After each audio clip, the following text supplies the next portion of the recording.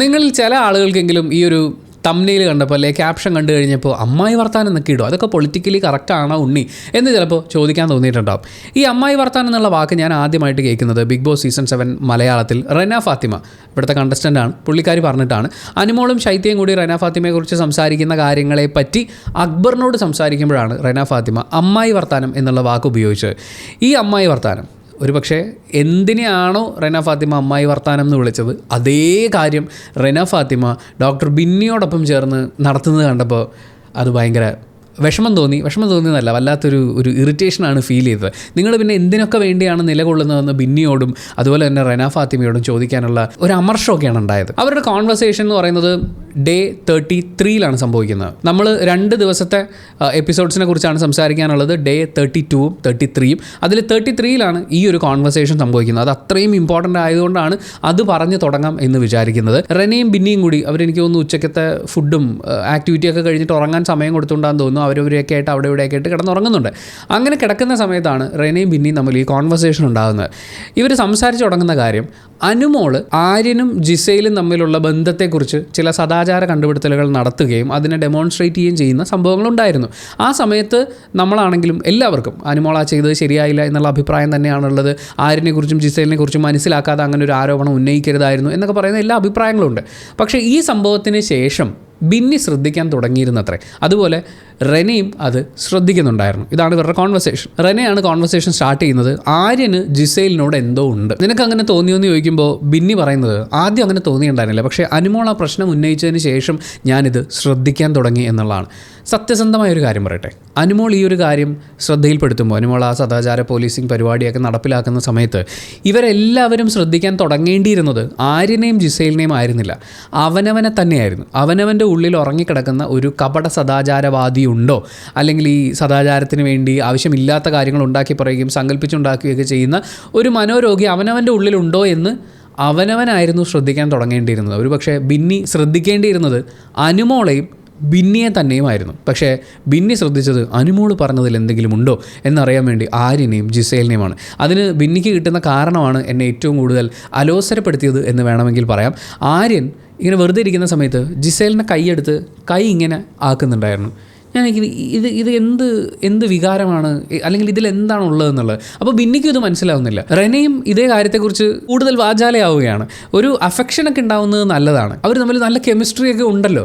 പക്ഷേ അഫെക്ഷൻ ഉണ്ട്, നല്ല കെമിസ്ട്രി ഉണ്ട് എന്ന് പറയുന്നത് അവർക്കിടയിൽ എന്തോ ഉണ്ടല്ലോ എന്ന് പറയുന്ന റെന പറഞ്ഞ അമ്മായി വർത്താനത്തിലൂടെ അല്ല ആരംഭിക്കേണ്ടിയിരുന്നത്. അത് തീർത്തും വളരെ നെഗറ്റീവായിട്ടുള്ള, ഒരു പക്ഷേ അനുമോൾ എന്താണോ ചെയ്തത് അത് അതുപോലെ ഉള്ളിൽ കൊണ്ട് നടക്കുന്ന രണ്ടുപേർ തമ്മിലുള്ള ഒരു കോൺവെർസേഷനായി. ആ കോൺവെർസേഷൻ ഓൾറെഡി അധപ്പതിച്ച് പോയിരുന്നു. പിന്നെ അതിൻ്റെ കൂടെ ആഡ് ചെയ്യുന്നത് അവർ തമ്മിലൊരു സ്ട്രോങ് കണക്ഷൻ ഉണ്ട്, പക്ഷേ ഈ കൈയൊക്കെ പിടിക്കുന്നതിലെ കാര്യം എന്താണ് എന്നുള്ളതാണ്. ഈ സ്ത്രീ പുരുഷ സൗഹൃദങ്ങളിലേക്കൊക്കെ വരുമ്പോണ്ടല്ലോ പലരും പല ഒരു സ്കെയിലാണ് അത് നോക്കിക്കാണുക. എല്ലാ മനുഷ്യർക്കും ഒരു കംഫർട്ട് സോൺ എന്ന് പറയുന്ന ഒരു കാര്യമുണ്ട്. ചിലപ്പോൾ ഞാനും എൻ്റെ ഒരു ആൺ സുഹൃത്തും കൂടി തന്നെ ഇരിക്കുന്ന സമയത്ത് ചില സമയത്ത് എൻ്റെ ശരീരത്ത് തൊടുന്നത് എനിക്ക് ഇഷ്ടപ്പെടില്ല, എൻ്റെ കംഫർട്ട് സോണിലായിരിക്കില്ല. അത് ചിലപ്പോൾ ഒരു പെൺകുട്ടിയായിരിക്കും, എനിക്ക് കംഫർട്ടായിട്ട് ഫീൽ ചെയ്യണം, എനിക്ക് സേഫായിട്ട് ഫീൽ ചെയ്യണം, സെക്യൂരിറ്റി തോന്നണം. അങ്ങനെയാണെങ്കിൽ മാത്രമേ ഞാനത് അനുവദിക്കുള്ളൂ. ആര്യനും ജിസയിലും ഒരുമിച്ചിരിക്കുന്ന സമയത്ത് ആര്യന് ജിസയിലിൻ്റെ കൈ പിടിച്ചുകൊണ്ടിരിക്കാനുള്ള ഒരു തോന്നലുണ്ടാവുകയും ജിസയിലിന് അത് കംഫർട്ട് സോണിലാണ്, അവൻ വേറെ ഉദ്ദേശത്തിലല്ല എന്ന് മനസ്സിലാക്കാൻ പറ്റുന്നതുകൊണ്ടാണല്ലോ ജിസയിൽ അത് അനുവദിച്ചു കൊടുക്കുന്നത്. ഞാൻ കോളേജിൽ പഠിക്കുന്ന സമയത്ത് 2007 സമയമാണ്. ആ സമയത്ത് നമ്മുടെ കൂടെ പഠിച്ചിരുന്ന ഒരു പയ്യനുണ്ട്. അവൻ എല്ലാ പെൺകുട്ടികളുടെ അടുത്തും സംസാരിക്കുമ്പോൾ തോളത്ത് കൈയിട്ടാണ് സംസാരിക്കുക. ഡ്രസ്സ് ഉണ്ടല്ലോ, ഡ്രസ്സിൻ്റെ ഇപ്പുറത്തും കൂടി ചേർത്തിട്ടൊക്കെ. അപ്പം ഞങ്ങൾ ആദ്യം നമ്മുടെ എല്ലാവരുടെ ഉള്ളിൽ കിടക്കുന്ന സദാചാരവാദി ഉണ്ടല്ലോ, നമ്മൾ പോളിഷ് ചെയ്ത് നന്നാക്കുന്നതാണ്. അപ്പോൾ ഞങ്ങൾ വിചാരിച്ചു ഇവൻ കുറച്ച് ഓവറല്ലേ.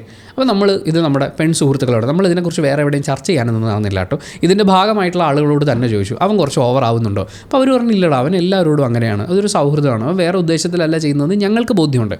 അവർക്കതിൽ ബോധ്യമുള്ളിടത്തോളം, അതിൽ സൗഹൃദമല്ലാതെ മറ്റൊന്നും അവർക്ക് ഫീൽ ചെയ്യാത്തിടത്തോളം അതൊരു പ്രശ്നമായിട്ട് നമ്മൾ കാണേണ്ട കാര്യമില്ല. 2007 കഴിഞ്ഞ് നമ്മളിപ്പോൾ 2025 നിൽക്കുകയാണ്. ഇപ്പോഴും ഇത് ഉൾക്കൊള്ളാൻ പറ്റാത്ത ഒരു ഡോക്ടറുണ്ട് എന്നുള്ളതും ഇപ്പോഴും ഇതിൽ വേറെന്തോ ഉണ്ട് എന്ന് ചിന്തിക്കുന്ന ഒരു 19-കാരി ഉണ്ട് എന്നുള്ളതും എന്നെ സംബന്ധിച്ച് ഒരു സാംസ്കാരിക അപജയം എന്നൊക്കെ പറയുന്ന പോലത്തെ ഒരു പരിപാടിയാണ്. ഒരാൾ ഡോക്ടറായി ഒരുപാട് ആളുകളെ കാണുന്നു, അവരുടെ വിദ്യാഭ്യാസത്തിൻ്റെ ഭാഗമായി ഇത്രയും ആളുകളെ പരിചയപ്പെടുന്നു, ഒരു ആർട്ടിസ്റ്റ് കൂടിയാവുന്നു, അപ്പോൾ കൂടുതൽ സൗഹൃദങ്ങൾ ഉണ്ടാവുന്നു. അതുപോലെ 19-കാരി എന്ന് പറയുമ്പോഴും റെന ഫാത്തിമ ഒരുപാട് സോഷ്യൽ മീഡിയ ഇൻഫ്ലുവൻസറായിട്ട് വന്നിട്ടുള്ള ആളാണ്. ഒത്തിരി ആളുകളുമായി ഇടപഴകേണ്ടി വന്നിട്ടുണ്ടാകും, ഒരുപാട് സുഹൃത്തുക്കളെ ഉണ്ടാക്കിയിട്ടുണ്ടാകും, ജീവിതത്തിലെ ഈ ഒരു ഒരു സ്ട്രഗിളിനിടയിൽ ഒത്തിരി ആളുകളെ കണ്ടുമുട്ടിയിട്ടുണ്ടാവും. ഇത്രയൊക്കെ കഴിഞ്ഞ് ഇത്രയൊക്കെ എക്സ്പോഷർ കിട്ടിയിട്ടും ഒരാൾ മറ്റൊരാളുടെ കയ്യിൽ തൊട്ടിരിക്കുന്നതിൽ മറ്റൊരർത്ഥം കണ്ടെത്തുന്നു എന്നുള്ളത് അതൊരു തോൽവിയാണ്. നമ്മളിവിടെ ചിന്തിക്കേണ്ടത് ജിസേലിനെ കുറിച്ചും ആര്യനെ കുറിച്ചും ആണെന്നാണ് ഞാൻ പറയുന്നത്. അത് ഈ പറഞ്ഞ പോലെ കയ്യിൽ തൊട്ടോ കാലിൽ തൊട്ടോ ചോറ് വാരി കൊടുത്തോ എന്നുള്ളതൊന്നും അല്ല പറയുന്നത്. ഈ ഓണത്തിന് അങ്ങോട്ടും ഇങ്ങോട്ടും ചോറ് വാരി കൊടുത്ത് നമ്മുടെ സുഹൃത്തുക്കൾക്ക് നമ്മൾ വാരി കൊടുക്കില്ലേ? നമുക്ക് അത്രയും പ്രിയപ്പെട്ട ഒരാൾക്ക് ഒരു ഉരുള നീ കഴിച്ചു എന്ന് പറഞ്ഞ് വായിൽ വെച്ച് കൊടുക്കുന്നതിൽ എന്താണ് കുഴപ്പം? അവിടെ എന്ത് സദാചാരമാണ് പൊട്ടി വീഴാൻ പോകുന്നത്? അതൊക്കെയും ബിന്നിക്കും റെനയ്ക്കും ഒക്കെ ഒരു പ്രശ്നമായിട്ട് മാറുകയാണ്. നിങ്ങളൊന്ന് ആലോചിച്ച് നോക്കുക. ഓൾറെഡി മലയാളികളല്ലാത്ത രണ്ടുപേരാണ്. അതായത് പൂർണ്ണമായ അർത്ഥത്തിൽ അവരെ നമുക്ക് മലയാളികൾ എന്ന് പറയാൻ പറ്റില്ല. മലയാളം അവർ സംസാരിക്കാൻ ട്രൈ ചെയ്യുന്നുണ്ട്, ഇവിടുത്തെ ആളുകളുടെ ഇഷ്ടം നേടാൻ വേണ്ടി ട്രൈ ചെയ്യുന്നുണ്ട്.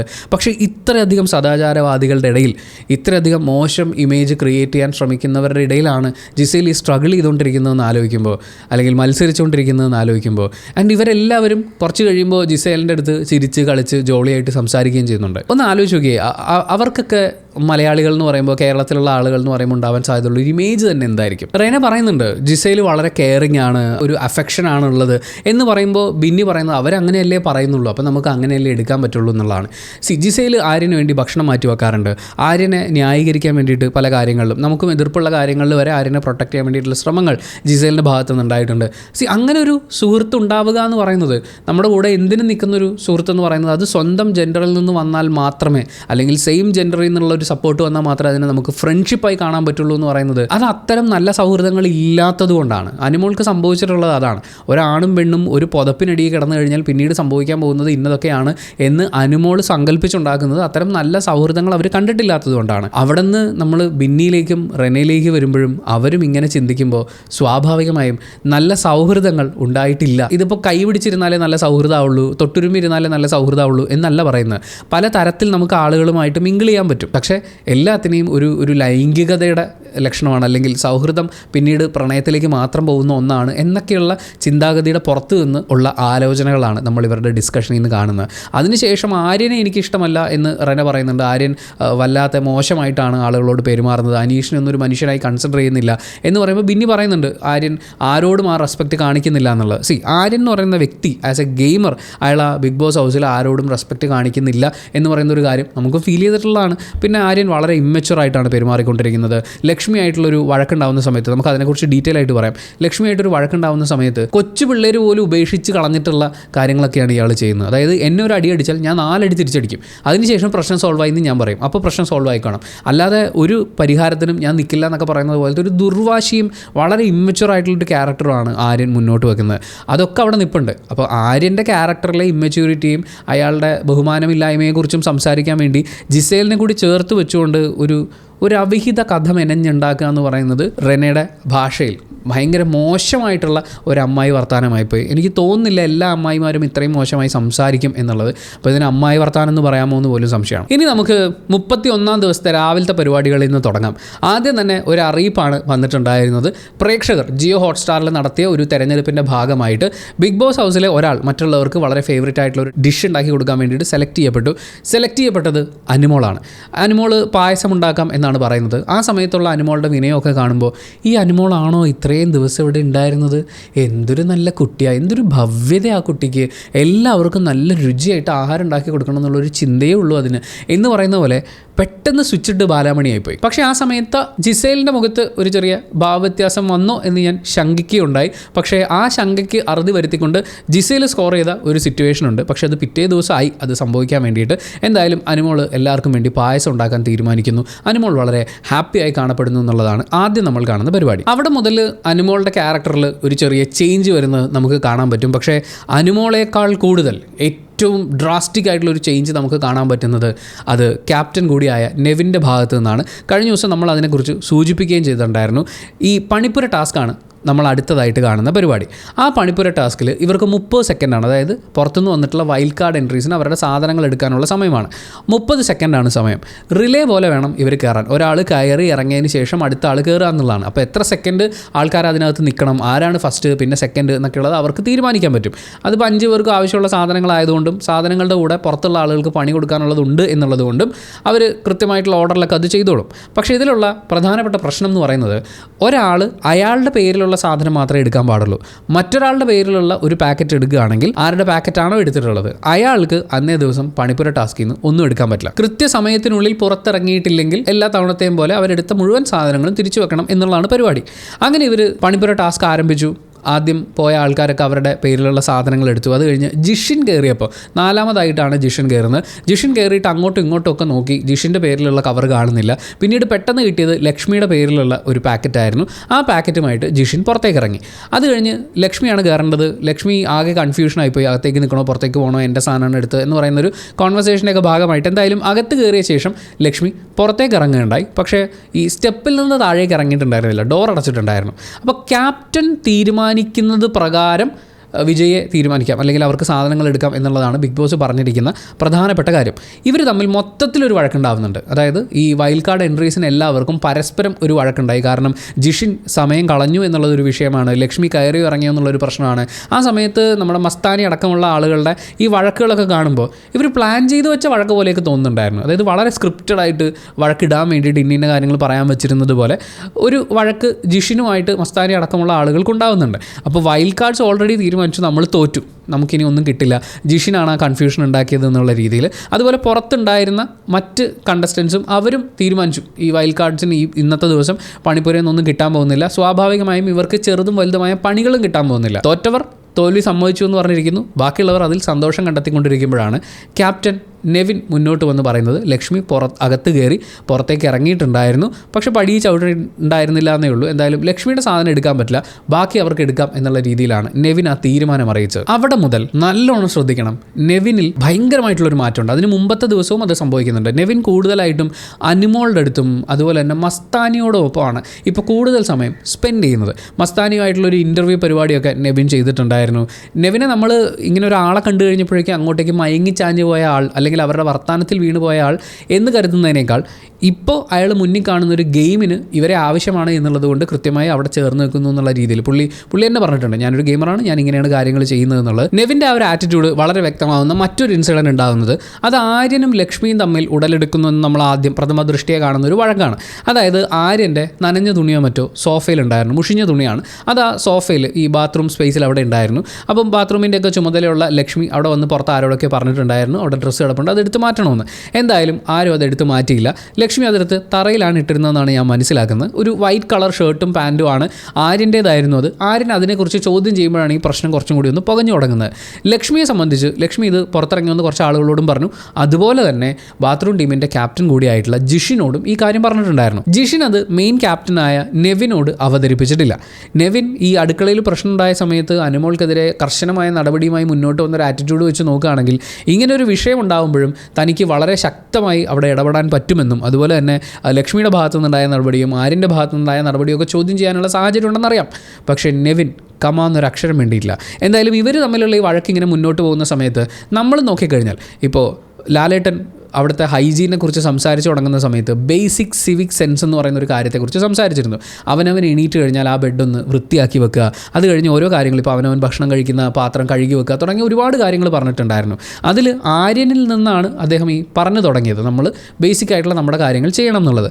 അങ്ങനെ നോക്കുമ്പോൾ നനഞ്ഞ തുണി മുഷിഞ്ഞ തുണി എല്ലാവർക്കും ഇരിക്കാൻ വേണ്ടി കൊടുത്തിട്ടുള്ള ഒരു സോഫയുടെ പുറത്തിട്ടിട്ട് പോകുന്നത് വളരെ വളരെ മോശമായിട്ടുള്ളൊരു കാര്യമാണ്. അതൊരിക്കലും ഉണ്ടാകാൻ പാടില്ല. പക്ഷേ ഞാൻ ഇനിയിടും ഞാനും ഇടും എന്ന് പറഞ്ഞാൽ അപ്പാനിശരത്തും ഒക്കെ ചാടി ഇറങ്ങുന്നുണ്ട്. ഇതിൽ പറ്റിപ്പോയത് എന്താണെന്ന് വെച്ച് കഴിഞ്ഞാൽ ഈ വിഷയത്തിൽ ഇവർക്ക് വളരെ ഈസി ആയിട്ട് തൂക്കാൻ പറ്റുന്ന ഒരാളുണ്ടായിരുന്നത് ജിഷിനായിരുന്നു.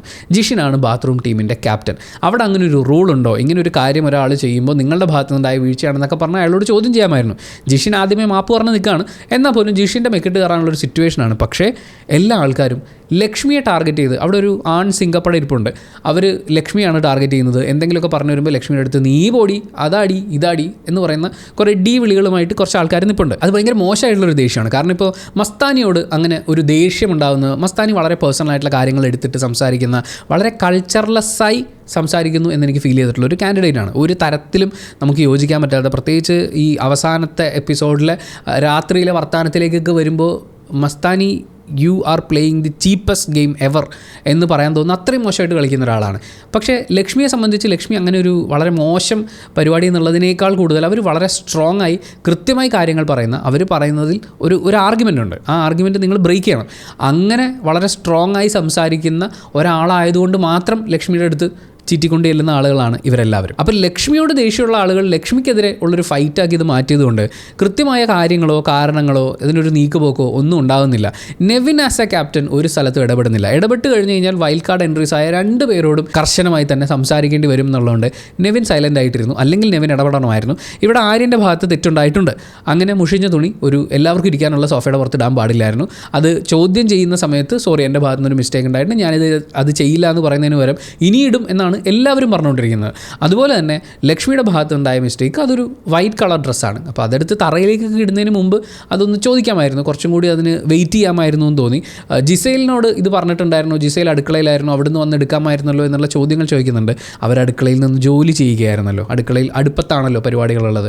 അപ്പോൾ അതും ഒരു നല്ല കാരണമായിട്ട് തോന്നിയില്ല. ഒരു വട്ടം ഒരു വാണിംഗ് കൊടുത്തതിന് ശേഷം എടുത്ത് താഴേക്ക് ഇടാമായിരുന്നു, ആ ഡ്രസ്സിൻ്റെ കളറും ഒക്കെ പരിഗണിക്കുമ്പോൾ. ആക്ച്വലി ആര്യൻ ആദ്യം അപ്പോളജൈസ് ചെയ്ത് അത് കഴിഞ്ഞ് ലക്ഷ്മിയുടെ ഭാഗത്തുനിന്ന് ഒരു സോറി പറഞ്ഞ് അത് ഞാൻ അങ്ങനെ ചെയ്യരുതായിരുന്നു, ഒരു വട്ടം ഞാൻ വാൺ ചെയ്തിട്ട് ചെയ്യണമായിരുന്നു എന്ന് പറഞ്ഞതിന് ശേഷം പിന്നീട് ആര്യൻ ചെയ്തതാണ് എനിക്ക് വീണ്ടും കോമഡിയായി തോന്നിയത്. കാരണം ഒട്ടും മെച്യൂരിറ്റി ഇല്ലാതെ വളരെ മോശമായിട്ട് ലക്ഷ്മിയുടെ ഡ്രസ്സും സാധനങ്ങളൊക്കെ വലിച്ചെറിഞ്ഞ് കളയുക, പുറത്ത് ഉണക്കാൻ വിരിച്ചിരുന്ന ഡ്രസ്സ് എടുത്ത് മോളിലേക്ക് എറിഞ്ഞ് കളയുക എന്നൊക്കെ പറയുന്നത് പ്രായത്തിനൊത്ത മാനസിക സ്റ്റെബിലിറ്റി ഇല്ല എന്ന് പറയുന്ന ഒരു ഫീലാണ് ഉണ്ടാക്കി തന്നത്. വളരെ മോശം കാര്യമായിപ്പോയി. അങ്ങനെ നോക്കുമ്പോൾ ആര്യൻ്റെ നമ്മൾ ന്യായീകരിക്കണം എന്ന് തോന്നുന്ന കാര്യങ്ങൾ വരെ ഉണ്ടാകും. പക്ഷേ ഇയാൾ ഇതിൻ്റെ വാലെ പിടിച്ച് ചെയ്തു കൂട്ടുന്ന കുറേ കാര്യങ്ങൾ വരുമ്പോൾ ഇവനെ എങ്ങനെ ന്യായീകരിക്കും എന്ന് പറയുന്ന ഒരു മാനസികാവസ്ഥയിലേക്ക് നമ്മൾ പോലും എത്തിപ്പോകും. ഒരു തെറ്റ് വന്നാൽ 2 തെറ്റ് തിരിച്ച് ചെയ്തിട്ടാണ് അയാൾ ഇതിനൊരു പരിഹാരം ഉണ്ടാക്കാൻ ശ്രമിക്കുന്നത്. അതൊരിക്കലും ഒരു നല്ല മാർഗ്ഗമല്ല. വീണ്ടും നെവിൻ്റെ ഒരു കൂടുമാറ്റം നമുക്ക് ഫീൽ ചെയ്യാൻ പറ്റുന്ന മറ്റൊരു രംഗം എന്ന് പറയുന്നത് പാത്രം കഴുകൽ സീനാണ്. അതായത്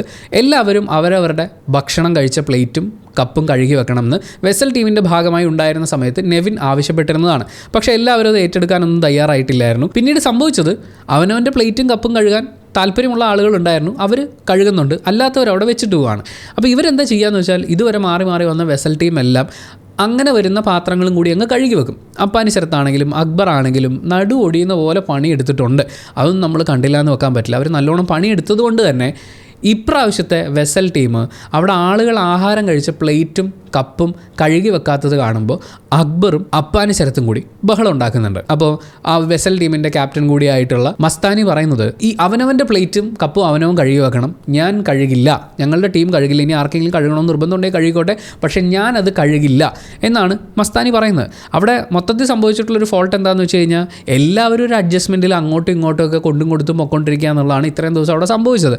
അക്ബറിനും അപ്പാനി ശരത്തിനും ഇത്രയും ദേഷ്യം വരാൻ കാരണം അവർ ബാക്കിയുള്ളവരുടെ പാത്രങ്ങൾ കൊണ്ടുവെക്കുന്ന സമയത്ത് അത് നിന്ന് കഴുകി വൃത്തിയാക്കിയിട്ടുണ്ട്. അപ്പോൾ ഇവർ 2 പേരും ഭക്ഷണം കഴിക്കാൻ വേണ്ടി വരുമ്പോൾ ഇതേ കാര്യം പറഞ്ഞുകൊണ്ട് മറ്റൊരു വെസൽ ടീം പാത്രം കഴുകാതിരിക്കുകയും ഇവർക്ക് പ്ലേറ്റ് ഇല്ലാതെ വരികയും ചെയ്യുമ്പോൾ സ്വാഭാവികമായും ദേഷ്യം ഉണ്ടാകും. പക്ഷേ ഈ ദേഷ്യമൊക്കെ പറയുന്ന സമയത്ത് ഇത് നെവിനോട് ഇവർ സൂചിപ്പിക്കുന്നുണ്ട്. ഇതൊരു ക്യാപ്റ്റൻ എന്നുള്ള നിലയ്ക്ക് ഇങ്ങനൊരു നിയമമാറ്റം ഉണ്ടെങ്കിൽ അത് നിങ്ങൾ പറയണമായിരുന്നു. പക്ഷേ നെവിൻ ഞാൻ എന്താ ചെയ്യുക, അവർ കഴുകില്ല എന്ന് പറഞ്ഞാൽ എനിക്ക് എന്താ ചെയ്യാൻ പറ്റുക എന്നൊക്കെയാണ് ചോദിക്കുന്നത്. പിന്നീട് നെവിൻ അത് കണ്ടിന്യൂ ചെയ്യുന്നുണ്ട്. അപ്പോൾ ഈ സമയത്ത് മസ്താനി ആണെങ്കിലും അപ്പാനി ശരത്താണെങ്കിലും അങ്ങോട്ടും ഇങ്ങോട്ടും ഒക്കെ ഒരു പ്രൊവോക്കിംഗ് പരിപാടി നടക്കുന്നുണ്ട്. അതിനിടയ്ക്ക് അപ്പാനി ശരത്ത് ചോദിക്കുന്ന ഒരു വളരെ വാലിഡ് ആയിട്ടുള്ളൊരു കാര്യമുണ്ട്. അങ്ങനെ അവനവൻ്റെ പാത്രം അവനവൻ കഴുകണം എന്ന് പറയുന്നൊരു നിയമം നിങ്ങൾ വെക്കുകയാണെങ്കിൽ അവനവൻ്റെ പാത്രം കഴിച്ചതിന് ശേഷം കഴുകാതെ പോകുന്ന ആൾക്കാരെ നിങ്ങൾ പിടിച്ചു നിർത്തി കഴുകിക്കണം. അങ്ങനെ ഒരു ഉത്തരവാദിത്തം നിങ്ങൾക്കുണ്ടെന്ന് പറയുന്നുണ്ട്. അപ്പോൾ മസ്താനി പറയുന്നത് അതെനിക്ക് പറ്റില്ല എന്നുള്ളതാണ്. ആക്ച്വലി അതൊരു വളരെ വാലിഡ് ആയിട്ടുള്ളൊരു കാര്യം. ഒരു നിയമത്തിൻ്റെ ഒരു ചേഞ്ച് ഉണ്ടാകുന്ന സമയത്ത് ആസ് വെസൽ ടീം അങ്ങനെ പാത്രം കഴുകാതെ പോയിട്ടുള്ള ആളുകളുണ്ടെങ്കിൽ അവരെ വിളിച്ചുകൊണ്ട് വന്ന് അവരവരുടെ പാത്രങ്ങൾ കഴുകിക്കേണ്ടതാണ്. പക്ഷേ അവരതൊന്നും ചെയ്യാൻ പറ്റില്ല എന്ന് പറഞ്ഞു. ആ സംസാരത്തിനൊടുവിൽ മുറിക്കകത്തേക്ക് ബെഡ്റൂമിലേക്ക് കയറി പോകുന്ന മസ്താനിയെ നോക്കി അക്ബർ വിളിക്കുന്നത് ചന്തപ്പുര മസ്താനി എന്നൊക്കെയാണ്. അത് വളരെ മോശമായിപ്പോയി. ഇപ്പോഴത്തെ ബിഗ് ബോസ് സീസൺ 7 മലയാളത്തിലെ പല കണ്ടസ്റ്റൻസും കാണിച്ചു കൂട്ടുന്നതും അക്ബർ അടക്കമുള്ള ആളുകൾ ഇതിൻ്റെ വാലെ പിടിച്ച് പോകുന്ന പല കാര്യങ്ങളും എടുത്തു വെച്ച് നോക്കുമ്പോൾ ചന്തപ്പുരയൊന്നും ഇത്രയും മോശമല്ല. നിങ്ങൾ അങ്ങനെ പറഞ്ഞ് ചന്തപ്പുരയെ ഇവിടെ താഴ്ത്തി കെട്ടേണ്ട കാര്യമില്ല. ഓരോ സ്ഥലങ്ങൾക്കും ഓരോ സിറ്റുവേഷൻസിനും അതിൻ്റേതായിട്ടുള്ള രീതികളും കാര്യങ്ങളും ഒക്കെ ഉണ്ട്. അതിലൊന്ന് മെച്ചപ്പെട്ടതും മറ്റതെല്ലാം മോശവും എന്ന് പറയുന്ന പോലത്തെ ഇത്തരം ആറ്റിറ്റ്യൂഡുകൾ വളരെ മോശമാണ്. ഞാൻ പൊളിറ്റിക്കലി ഇൻകറക്റ്റ് എന്നൊന്നുമല്ല പറയുന്നത്. പക്ഷേ ഈ മനുഷ്യർ ഇടപെടുന്ന സ്ഥലങ്ങളെ കാര്യങ്ങളെ ഒക്കെ കുറച്ചും കൂട്ടിയൊക്കെ കാണിക്കുന്ന ഒരു വൃത്തികെട്ട ആറ്റിറ്റ്യൂഡുണ്ട്. നമ്മുടെയൊക്കെ അധ്യാപകരുടെയൊക്കെ അടുത്തുനിന്ന് വരെ നമുക്ക് കിട്ടിയിട്ടുള്ള കാര്യങ്ങളാണ്. ഇതെന്താ ചന്തയ്ക്ക് പോവാണോ എന്നൊക്കെ ചോദിക്കുന്ന പോലെയൊക്കെയുള്ള ചില പുച്ഛം നിറഞ്ഞിട്ടുള്ള ചോദ്യങ്ങളുണ്ട്. അക്ബർ അത് വീണ്ടും ആവർത്തിക്കുകയായിരുന്നു. വളരെ വൃത്തികെട്ട പരിപാടിയായിരുന്നു. പക്ഷേ അത് കേട്ടിട്ടാണോ കേൾക്കാതെയാണോ എന്നറിയില്ല, ബെഡ്റൂമിൽ നിന്ന് പുറത്തേക്ക് വരുന്ന മസ്താനി കൂടുതൽ വിഷമൊക്കെ കൈ കരുതിയിട്ടാണ് വരുന്നത്. അപ്പാനിയൊക്കെ അങ്കമാലിയിൽ മതി എന്ന് പറയുന്നുണ്ട്. അപ്പാനി ശരത്തിനെ എന്ന് വിളിക്കുന്നത് അങ്കമാലി ഡയറീസിൽ അയാളുടെ വേഷത്തിനെ തുടർന്നിട്ടാണ്. അപ്പോൾ അയാളുടെ വേഷത്തിനെ, അയാളുടെ തൊഴിലിനെ, അയാളുടെ ഇതുവരെയുള്ള കരിയറിനെ ഒക്കെ കണക്ട് ചെയ്തിട്ട് അയാൾക്ക് വല്ലാണ്ട് പുള്ളി അതിൻ്റെ ദേഷ്യമൊക്കെ പ്രകടിപ്പിച്ചുകൊണ്ട് ചെല്ലുമ്പോൾ മസ്താനി ചോദിക്കുന്ന ചില ചോദ്യങ്ങൾ, ഭാര്യയൊക്കെ ഗർഭിണിയൊക്കെ അല്ലേ, കല്യാണം കഴിഞ്ഞ് കുടുംബമൊക്കെ ഉള്ളതല്ലേ, ഇത് മസ്താനി ചോദിക്കേണ്ടിയിരുന്നത് നിങ്ങൾക്കും വീടും വീട്ടുകാരൊക്കെ ഉള്ളതല്ലേ, നിങ്ങൾ വൈഫ് അടക്കം ഗർഭിണിയായിട്ടിരിക്കുകയല്ലേ, അപ്പം നിങ്ങൾ ബാക്കിയുള്ളവരെ പരിഗണിക്കേണ്ടേ, അവനവൻ്റെ പ്ലേറ്റ് അവനവൻ കഴുകി വെച്ചാൽ ബാക്കിയുള്ളവരുടെ ജോലി എളുപ്പമാവില്ലേ എന്നൊക്കെ ചോദിക്കുന്നതിന് പകരം മസ്താനി ഈ സാധനം എടുത്തിട്ടത് വളരെ ചീപ്പായിട്ട്, വളരെ മോശമായി. അതായത് ഇവർ പുറത്തുനിന്ന് ഈ ഗെയിം കണ്ടുകൊണ്ടിരുന്ന സമയത്ത് അപ്പാനി ശരത്തിനെ ചൊറിഞ്ഞു കഴിഞ്ഞാൽ അപ്പാനി ശരത്ത് പെട്ടെന്ന് ചൂടാവുമെന്ന് മനസ്സിലായി. അയാളുടെ ഫാമിലിയെ പറഞ്ഞാൽ അയാൾക്ക് വല്ലാണ്ട് ബാധിക്കുമെന്ന് മനസ്സിലായി. ഗർഭിണിയായ ഭാര്യ എന്ന് പറഞ്ഞു കഴിഞ്ഞാൽ അത് നല്ലോണം കുത്തുമെന്ന് മനസ്സിലായി. ഇത് കുത്താൻ വേണ്ടി മാത്രം അകത്തേക്ക് പോയിട്ടുള്ള ഒരാളായിട്ടാണ് മസ്താനിയുടെ ഗെയിം പ്ലേ നമുക്ക് മനസ്സിലാവുന്നത്. വേറെ ഒന്നും മസ്താനിക്ക് ചെയ്യാനില്ല. ഒരു നല്ല ടാസ്ക് ഇല്ല, നല്ലൊരു ഗെയിം പ്ലാൻ ഇല്ല, ഒന്നുമില്ല. ആരെങ്കിലും പ്രകോപിപ്പിക്കുക. ഇപ്പോൾ അവസാന എപ്പിസോഡിലേക്കൊക്കെ വരുമ്പോൾ എനിക്ക് അപ്പാനി ശരത്തിനെ പ്രകോപിപ്പിച്ച് അപ്പാനി ശരത്തിൻ്റെ ഇത് ഞാൻ അടി വാങ്ങിക്കണം, ഇതാണ് മസ്താനിയുടെ ഗെയിം പ്ലാൻ. ഇങ്ങനെ ഓരോ ആൾക്കാരെയൊക്കെ പ്രകോപിപ്പിച്ച് അപ്പോൾ അപ്പാനി ശരത്തിന് ഭയങ്കര ടെൻഷനാണ്, അയാൾക്ക് പേടിയാണ്, അയാൾ പേടിച്ചു പോയി എന്നൊക്കെയുള്ളത് ഇവരൊരു നേട്ടമായിട്ട് പറയുകയാണ്. അപ്പാനി ശരത്ത് ഈ സീസണിൽ തന്നെ ഏറ്റവും അധികം ടെൻഷനുള്ള ആളാണ്. സ്വന്തം ഇമേജിനെ കുറിച്ച്, നിലനിൽപ്പിനെ കുറിച്ചൊക്കെ പേടിയുള്ള ഒരാളാണ്. അയാളെ പേടിപ്പിക്കാൻ കഴിഞ്ഞു എന്നുള്ളത് വിജയമായി ഇവർ കാണുന്നുണ്ടെങ്കിൽ ഈ പറയുന്ന വൈൽഡ് കാർഡ് എൻട്രീസിനൊന്നും ഇതുവരെ ഗെയിം മനസ്സിലായിട്ടില്ല, ഗെയിമേഴ്സിനെ മനസ്സിലായിട്ടില്ല. ഒരു ബോധവുമില്ലാതെയാണ് അവരവിടെ കിടന്ന് ഓരോ കാര്യങ്ങൾ കാണിക്കുന്നത്. പക്ഷേ അതിൽ മസ്താനി എടുക്കുന്ന ടേക്ക് ഇസ് വെരി റോങ്. ഒരു മിനിമം സംസ്കാരം എന്ന് പറയുന്നൊരു കാര്യം ഉണ്ടാവണ്ടേ ഒരാൾക്ക്. അതിനുശേഷം പിന്നെയും നമ്മൾ കാണുന്നത് ഇവർ പാത്രമൊക്കെ കഴുകാതെ പോയിരിക്കുകയാണ്. അവനവൻ കഴിച്ച പാത്രമല്ല, അവിടെ ഭക്ഷണമൊക്കെ ഉണ്ടാക്കിയിട്ടുള്ള പാത്രങ്ങൾ ഇത് കഴുകാതെ സിങ്കിൽ കൂന കൂടി കിടക്കുകയാണ്.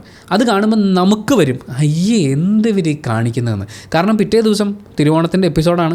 അവിടെ മുഴുവൻ നാറ്റമായിരിക്കും രാവിലെ എണീക്കുന്ന സമയത്ത്. പിന്നെ ഇതൊക്കെ കണ്ടുകൊണ്ട് കിച്ചണിലേക്ക് വരുന്ന കിച്ചൺ ടീമിൻ്റെ മാനസികാവസ്ഥ എന്തായിരിക്കും? അപ്പോൾ അത് വളരെ മോശമായിട്ടുള്ളൊരു കാര്യമാണ്. മാത്രമല്ല ലാലേട്ടൻ അടക്കം ഇത് ചൂണ്ടിക്കാണിച്ചിട്ടുള്ളതാണ്.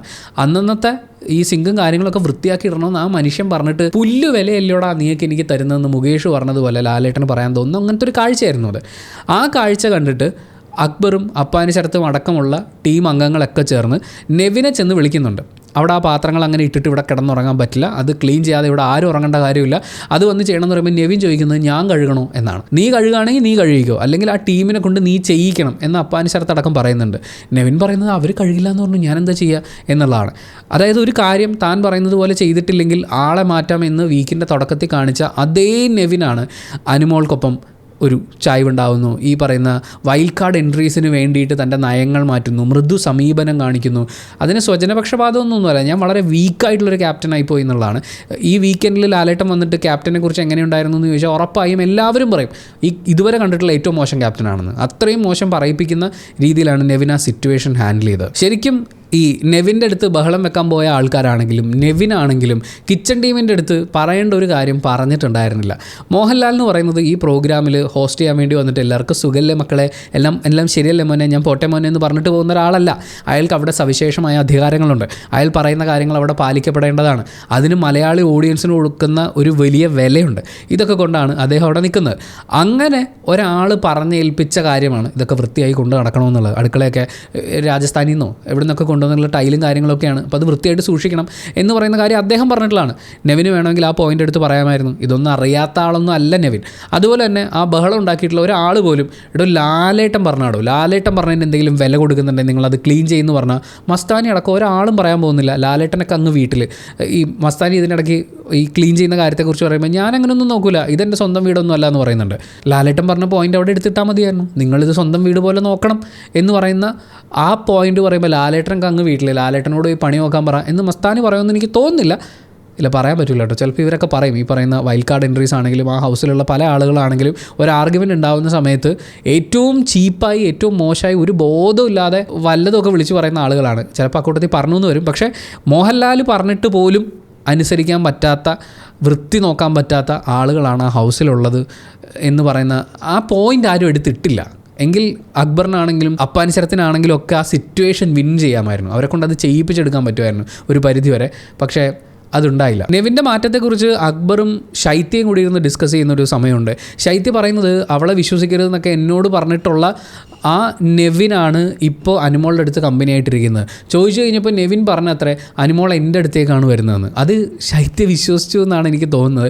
പക്ഷേ ശൈത്യ അത് ഭയങ്കര മോശമായിപ്പോയി. അത് വിശ്വസിക്കരുതായിരുന്നു. കാരണം നെവിൻ ഓൾറെഡി പറഞ്ഞിട്ടുണ്ട് താൻ ഇവിടെ ആരോടുള്ള സെൻറ്റിമെൻറ്റ്സിനോ ഒരു നല്ല പേരുണ്ടാക്കാനോ ഒന്നും അല്ല വന്നിരിക്കുന്നത്, ഗെയിം ജയിക്കാൻ വേണ്ടിയിട്ടാണ്. അപ്പോൾ ഈ ഒരു സിറ്റുവേഷനിൽ അനുമോൾക്കുണ്ടെന്ന് തോന്നുന്ന ഒരു ജനപ്രീതി, അതുപോലെ ഈ വൈൽഡ് കാർഡ് എൻട്രീസ് പറഞ്ഞു കൊടുത്തിട്ടുണ്ടാവാൻ സാധ്യതയുള്ള ചില കാര്യങ്ങൾ, ഇതൊക്കെ മുന്നിൽ വെച്ചുകൊണ്ട് ഒരു താൽക്കാലിക ഗെയിം പ്ലാൻ തന്നെയായിരിക്കും നെവിൻ പോകുന്നത്. അനുമോൾ ഇങ്ങോട്ട് വന്നു കഴിഞ്ഞാൽ ഉടനെ എന്നാൽ അനുമോളെ എന്ന് പറഞ്ഞ കമ്പനി ആവുന്ന ഒരാളല്ല നെവിൻ. നെവിനും കൂടി തോന്നിയാലാണ് അനുമോളുമായിട്ടും നെവിൻ നല്ലോണം മിങ്കിൾ ചെയ്ത് നിൽക്കുള്ളൂ. ഇത് നമുക്ക് അവിടെ കാണാൻ പറ്റുന്നുണ്ട്. പക്ഷേ ശൈത്യയ്ക്ക് അത് മനസ്സിലായിട്ടില്ല. അതിൻ്റെ കൂടെ വളരെ വാലിഡ് ആയിട്ടുള്ളൊരു കാര്യം ശൈത്യ പറയുന്നുണ്ട്. അത് ശരിക്കും ബിഗ് ബോസ് ചെക്ക് ചെയ്യേണ്ടതാണ്, ലാലേട്ടൻ ചോദ്യം ചെയ്യേണ്ടതാണ്. പുറത്തുനിന്ന് വൈൽഡ് കാർഡ് എൻട്രീസ് ഒക്കെ വന്ന സമയത്ത് പുറത്ത് പോസിറ്റീവ് ആണോ നെഗറ്റീവ് ആണോ എന്നറിയാൻ വേണ്ടി ഡ്രസ്സിംഗ് റൂമിൽ ഭിത്തിയിൽ എഴുതി കാണിക്കുക എന്ന് പറയുന്ന പോലത്തെ കാര്യങ്ങൾ, അത്തരം അടവുകൾ അനുമോൾ പരീക്ഷിച്ചിട്ടുണ്ടായിരുന്നു, വിജയിച്ചിട്ടുണ്ടായിരുന്നു എന്നൊക്കെയാണ് ശൈത്യ പറയുന്നത്. കാരണം പുറത്തെ കരച്ചിലിനെ കുറിച്ച് അങ്ങനെ മനസ്സിലാക്കിയതുകൊണ്ടാണ് അനുമോൾ ഇപ്പോൾ കരയാതിരിക്കുന്നത് എന്ന് പറയുന്ന കാര്യങ്ങളടക്കം ശൈത്യ അവിടെ തുറന്ന് പറയുന്നുണ്ട്. എന്തായാലും നെവിനിലുണ്ടായിട്ടുള്ള ഈ ഒരു മാറ്റം അത് വരും ദിവസങ്ങളിൽ വളരെ ശക്തമായി തന്നെ ടീം മെമ്പേഴ്സ് എല്ലാവരും മനസ്സിലാക്കി തുടങ്ങുമെന്നാണ് ഞാൻ വിചാരിക്കുന്നത്. കാരണം അയാൾ വളരെ കണ്ണിങ് ആയിട്ടുള്ളൊരു പ്ലെയറാണ്. ശരിക്കും പിടിക്കേണ്ട ഒരു പ്ലെയർ തന്നെയാണ് പുള്ളി. ഇനി 31-ാം ദിവസത്തിലെ രാവിലത്തെ തുടക്ക സംഭവങ്ങളിലേക്ക് വീണ്ടും ഒന്നുകൂടി പോകുമ്പോൾ നമ്മുടെ അനീഷിൻ്റെ ഒരു നാടകം നമ്മൾ കാണുന്നുണ്ട്. പുള്ളി സീറ്റ് കിട്ടിയില്ല എന്നുള്ളതാണ് പുള്ളിയുടെ പ്രശ്നം. തറയിലിരിക്കുന്നു. ബിഗ് ബോസ് കയറി സോഫയിലിരിക്കാൻ പറയുന്ന സമയത്ത് ഇവൻ എന്നോട് അനീതി കാണിച്ചു ബിഗ് ബോസ്, നിങ്ങളിത് മനസ്സിലാക്കൂ ബിഗ് ബോസ്, പ്ലീസ് എൻ്റെ ഭാഗം കേൾക്കൂ ബിഗ് ബോസ് എന്നൊക്കെ അനീഷ് ഇങ്ങനെ പറയുന്നുണ്ട്. ഇതിപ്പോൾ ആദ്യമായിട്ട് ചെയ്യുന്നതല്ല. ഈ കഴിഞ്ഞ കുറച്ച് ദിവസങ്ങളിൽ നമുക്കിത് കാണാൻ പറ്റുന്നുണ്ട്. എന്തെങ്കിലും ഒരു ഗെയിം ഡെവലപ്പ് ചെയ്തുകൊണ്ട് വരുന്നതിൻ്റെ ഭാഗമായിട്ടാണോ എന്നും അറിയില്ല.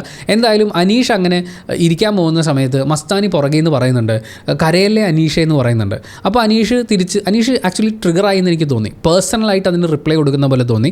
ഞാൻ ഈ അടുത്ത കാലത്തൊന്നും കരഞ്ഞിട്ടില്ല, ഇനി കരയുകയുമില്ല എന്ന് അനീഷ് പ്രഖ്യാപിക്കുകയൊക്കെ ചെയ്യുന്നുണ്ട്. അവിടെയൊക്കെ ഈ മസ്താനിക്ക് പേഴ്സണൽ കാര്യങ്ങളിൽ അധിക്ഷേപിക്കാതെയും ഒരാളെ ട്രിഗർ ചെയ്യിക്കാൻ അറിയാം എന്നുള്ള കാര്യം നമുക്ക് മനസ്സിലാവുന്നുണ്ട്.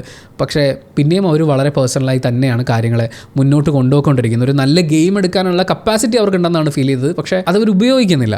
അതിൻ്റെ വാലയെ പിടിച്ച് പിന്നെ മുന്നോട്ട് വരുന്നത് ഷാനവാസാണ്. ഞാൻ ഇനി കരയുകയൊന്നുമില്ല എന്ന് അനീഷ് പറയുന്ന സമയത്ത് നീ എത്രത്തോളം ക്രൂരനാണ് എന്നുള്ളത് ഇതിൽ നിന്ന് മനസ്സിലാക്കാമെന്ന് പറഞ്ഞിട്ട് തൻ്റെ ഈ പ്ലാസ്റ്റർ ഇട്ടിട്ടുള്ള വിരലാണ് ഷാനവാസ് പൊക്കി കാണിക്കുന്നത്. അപ്പോൾ അനുമോള് അനീഷിനെ സപ്പോർട്ട് ചെയ്യുന്നു. ഗൈസ്, നിങ്ങൾ അങ്ങോട്ടും കൊടുത്തില്ലേ എന്നുള്ള ചോദ്യമൊക്കെ ചോദിക്കുന്നുണ്ട്. അതൊക്കെ വളരെ വാലിഡ് ആയിട്ടുള്ള ചോദ്യം തന്നെയാണ്. അതിൽ അനുമോളെയും അതുപോലെ അനീഷിനെയും ഒരു ഗ്രൂപ്പ് കളിക്കുന്നു എന്ന് പറഞ്ഞ് വിലയിരുത്തേണ്ട കാര്യമൊന്നുമില്ല. പക്ഷേ ഷാനവാസിന് അത് സഹിച്ചില്ല. ഷാനവാസ് അവിടെ ചെന്ന് ബഹളം വെക്കുന്നു. ആ ബഹളത്തിൻ്റെ ബാക്കിയായി മസ്താനിയും ശബ്ദമുയർത്തി തുടങ്ങുമ്പോൾ മസ്താനിയോട് നീ ആരാന്നുള്ള ചോദ്യമൊക്കെ ചോദിച്ചു ചെല്ലുമ്പോൾ മസ്താനി താൻ പോടോ എന്ന് പറയുന്നുണ്ട്.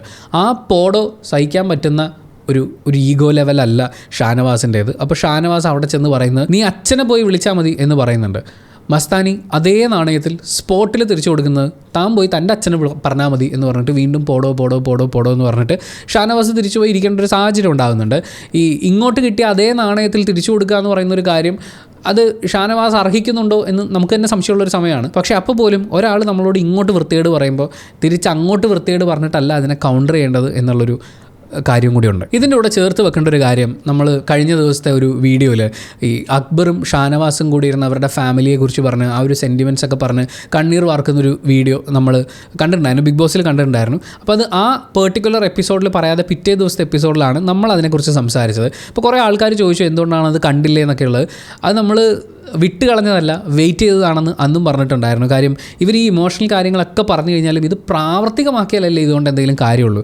അങ്ങനെ നോക്കുമ്പോൾ ഷാനവാസ് ആ പറയുന്ന ഇമോഷണൽ പരിപാടി അഭിനയിച്ചതാണോ എന്ന് പോലും സംശയിക്കേണ്ടിയിരിക്കുന്നു. കാരണം പുള്ളി അതൊക്കെ മറന്നു. അച്ഛന് പറയരുത്, അമ്മക്ക് പറയരുത്, വീട്ടുകാരെ പറയരുത് എന്നൊക്കെ ഉള്ളത് അക്ബറിൻ്റെ അടുത്തിരുന്ന് ചർച്ച ചെയ്യുന്ന സമയത്ത് ഇതുപോലൊരു സിറ്റുവേഷൻ ഉണ്ടാകുമ്പോൾ ബാക്കിയുള്ളവരെ പിടിച്ചു മാറ്റി ഒരു മാതൃകയാവേണ്ട ഒരാളായിരുന്നു അന്നേരം സംസാരിച്ച ഷാനവാസ്. പക്ഷേ ഈ ഷാനവാസിന് അതറിയില്ല. എനിക്ക് തോന്നുന്നു ഈ പെൺകുട്ടികൾ ഓപ്പോസിറ്റ് നിന്ന് സംസാരിച്ചാൽ സഹിക്കാൻ പറ്റാത്ത ആ ഒരു എലമെൻറ്റും കൂടി ഷാനവാസിൻ്റെ ഉള്ളിൽ കിടപ്പുണ്ട്. അതും കൂടി ചേർന്നിട്ടായിരിക്കും ഈ അച്ഛന് വിളി നാടകം പുറത്തേക്ക് വന്നിട്ടുള്ളത്.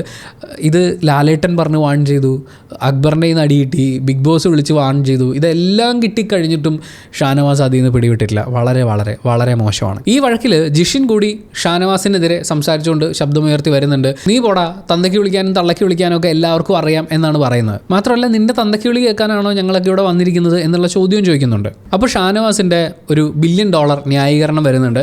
അച്ഛനെ വിളിച്ചാൽ മതി എന്ന് പറയുന്നതിൽ എന്താണ് തെറ്റ് എന്നുള്ളതാണ്. അപ്പോഴാണ് കഴിഞ്ഞ ദിവസത്തെ പണിപ്പുര ടാസ്കിൽ ജിഷിൻ തൻ്റെ സാധനങ്ങളുമായി, തൻ്റെ കയ്യിൽ കിട്ടിയ സാധനങ്ങളുമായി ഹൗസിനകത്തേക്ക് കയറാൻ ശ്രമിച്ച സമയത്ത് ബാക്കി എല്ലാവരും തോൽവി സമ്മതിച്ചു, നിനക്ക് മാത്രം എന്താടാ സമ്മതിച്ചാൽ എന്ന് പറഞ്ഞ് നിൻ്റെ കൂടെ ആരും നിൽക്കുന്നില്ലല്ലോ എന്ന് പറഞ്ഞ ആ ടീംമേറ്റ്സിനുള്ളൊരു മറുപടി ഉരുത്തിരിഞ്ഞ് വരുന്നത് ജിഷിൻ്റെ മനസ്സിൽ.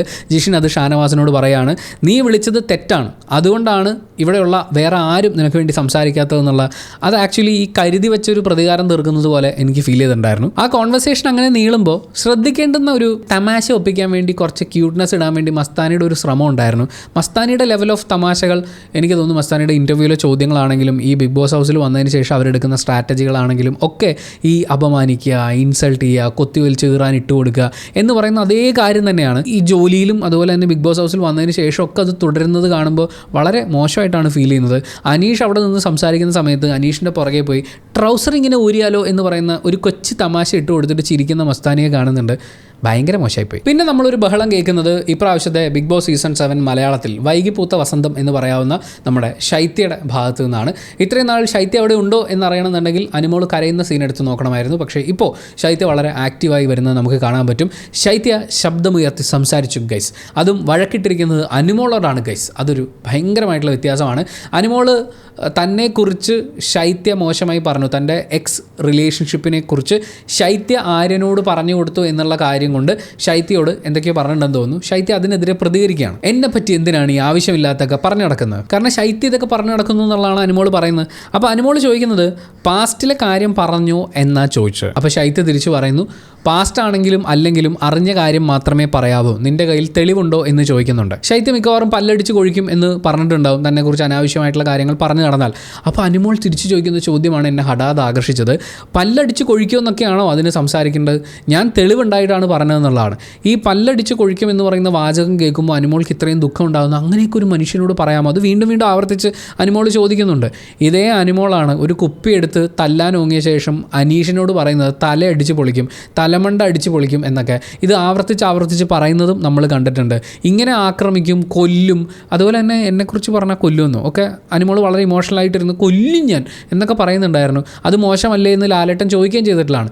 ഇതൊക്കെ പറഞ്ഞിട്ടുള്ള അനുമോളാണ് പല്ലടിച്ച് കൊഴിക്കുമെന്നൊക്കെ അങ്ങനെ പറയാൻ പാടുണ്ടോ എന്നൊരു വിഷമം പങ്കുവെക്കുന്നത്. ഇതിനിടയിൽ ആദില അനുമോളോട് സംസാരിക്കുന്നുണ്ട്. ആ കാര്യങ്ങൾ പറഞ്ഞു നടന്നത് ശൈത്യയല്ല മസ്താനിയാണ് എന്നുള്ള കാര്യം പറയുന്നുണ്ട്. പക്ഷേ നമ്മുടെ അനുമോൾക്ക് അത് വിശ്വസിക്കാൻ വളരെ ബുദ്ധിമുട്ടാണ്.